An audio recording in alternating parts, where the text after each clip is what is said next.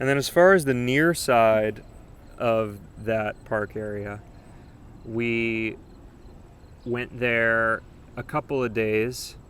The first day, on Monday, we went, and we didn't know where we were walking into. We thought we were just walking down towards, just going back down. Yeah. And the path got narrower and denser with foliage, and then all of a sudden we were just in an area where it's like, oh wow, where are we? Yeah, we were just chatting and walking and moving forward, and all of a sudden we were under High Bridge. It was a small space that was just covered in graffiti. There was trash all over the grounds. It was totally isolated from, you couldn't really see the highway anymore. Yeah, and I was just oh, is this someone's house? Or have we just walked into where someone lives? Or what is this? Or is it where teens hang out? It was just all of a sudden, it was this nice path, and then there was this under the bridge kind of vibe. Yeah. It was isolated to a level that you don't necessarily want to have. It was not it was an isolation that was this is not good for a city. It'd be one thing if you were walking around in upstate New York in that isolation, you're okay, well, nobody's here. This type of isolation was somebody very well could be here, and they might not be happy that you're here. Very well has been there. Many people very well have been there. There was so much trash and so much graffiti.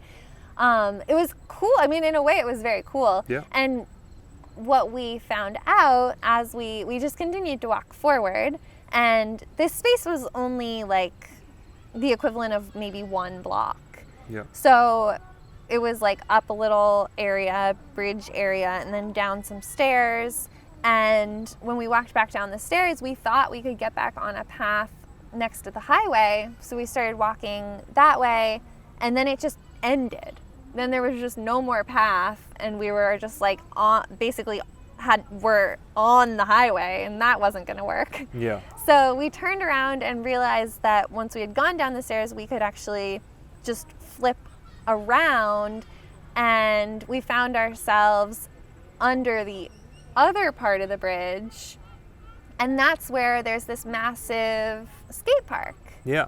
And that whole area under the bridge was also covered in graffiti, but a little bit cleaner as far as trash on the ground.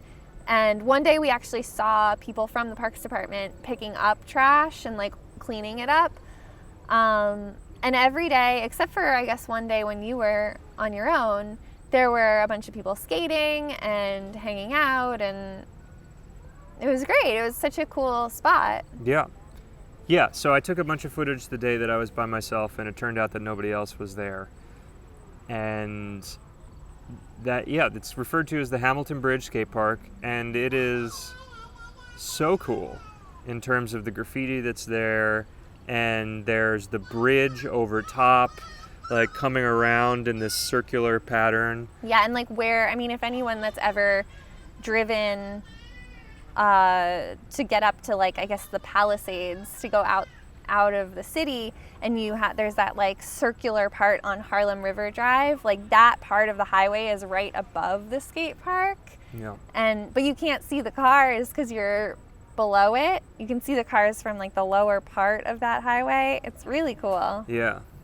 And so it is definitely also a place with that isolation energy we were speaking of earlier, where you don't know if anybody is going to be there at any time. There's definitely a lot of people. There's two entrances. One entrance, there was a lot of people just loitering around, and presumably they have drug issues. I say that because there are needles everywhere, and the people were pretty dazed.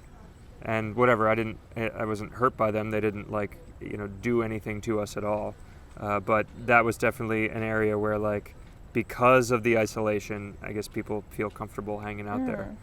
And then the other entrance into the park was that the other entrance that was not the weird entrance we took the first time was walking down the exit of like a highway.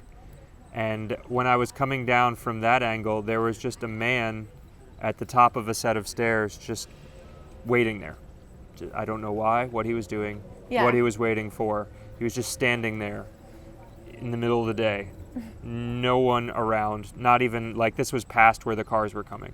It was very strange as well. Yeah. So it's that the park is, I think, honestly, part of the allure of the park is there is this, like, danger element, I guess, where it's like you have the perception that it's a little bit gritty, I guess. But yeah, I didn't really feel like genuinely threatened. It was more just a